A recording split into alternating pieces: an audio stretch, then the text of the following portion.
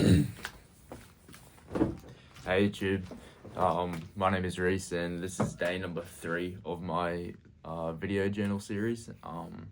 And today I wanted to talk about shame and my experiences with dealing with it. So shame is essentially the feeling of unworthiness and that you are a flawed person, and because of that, therefore you don't deserve to feel love, connection, etc. And it is essentially the antagonist of vulnerability, which we touched on in yesterday's episode.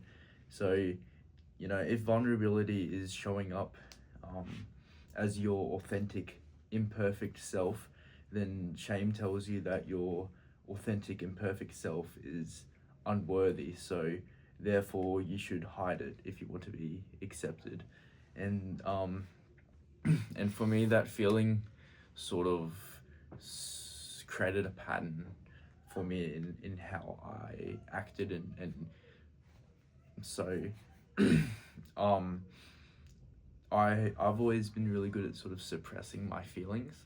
So I would feel something and I'd be able to suppress it and internalize it very well, and not express that. And although that can be good at times, it sort of leads to it can bubble over. And so I would look to certain things to cope with that feeling. So you have the suppression of feeling, which leads to, for me at least, different coping mechanisms. And often those coping mechanisms would lead to shame and more feelings of, I'm a flawed person, and then that feelings would then create more emotion that I would suppress. So it was sort of like a death loop. And what I've learned is the only way to stop that loop really is to show vulnerability and empathy and be open to the fact that you have problems and that you are flawed. And another thing that shame can sort of that it often will internalize itself is in loneliness. So it sort of thrives in isolation. If you believe you are fundamentally flawed and unworthy, then you're probably going to start pushing people away from you, especially if they start to look over your walls and get close and start to see some of the flaws. You'll be inclined to push them away. And that actually then makes you feel, crave more connection with people, because as you lose people and people never really understand you, then you kind of start to think, well, what's wrong with me? Why can people not see my problems, my suffering? And it's because you don't show vulnerability, and the reason you don't do that is because the shame is telling you not to show your vulnerability. Because if people knew, your problems and all the negative things about you, then they wouldn't want to know you.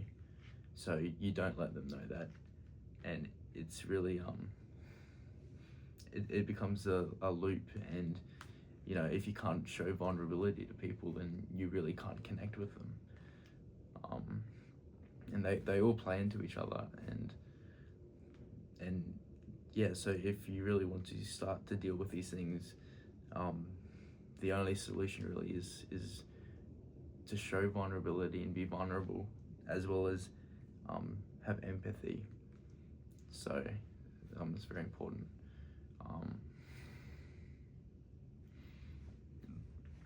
Anyway, now we get to part 2 of this video, where I talk about the e-com side of things. So yeah, tomorrow I just got to today I've got all the images, they're looking good, everything's ready. I still got to connect the pixel, and tomorrow I'll run the first ads, hopefully, if I don't have any problems with the pixel. I still got to make a domain, obviously, which is annoying, but I mean, these are all like 5-minute jobs, so yeah. Tomorrow morning we'll get the pixel up and running, and I'll do some research on sort of ad campaigns and strategies for like surf scaling and all that sort of stuff. So yeah, it should be good. And I think that something I've also got to take in mind is that this is gonna be a long journey. There's gonna be years of grinding and of learning. So I've really got to learn to love the grind and love the bad moments and love the good moments, and just love every moment. Find happiness now, because if I'm always looking to the future for happiness, then what's the point? So love the grind is what I'm saying. Anyway, leave a comment if you resonate with any part of this video, and yeah, thanks for watching.